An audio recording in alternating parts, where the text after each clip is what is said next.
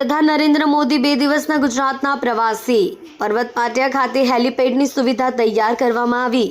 સુરતમાં 7મીના રોજ વડાપ્રધાન લિંબાયત નીલગિરી મેદાન ખાતે કાર્યક્રમમાં ઉપસ્થિત રહેશે।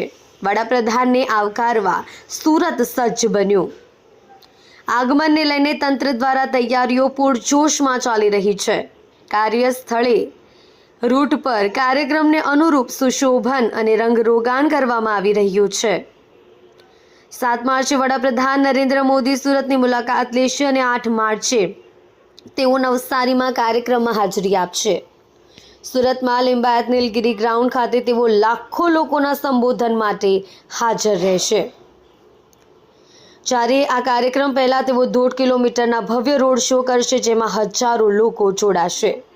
સુરક્ષા વ્યવસ્થાની જાણકારી મેળવવા ડીજીપી વિકાસ સહાય સુરત પહોંચ્યા હતા। તેઓએ કાર્યક્રમ સ્થળ, સ્ટેજ અને હેલીપેડની સુરક્ષા વ્યવસ્થા અંગે સમીક્ષા કરી હતી।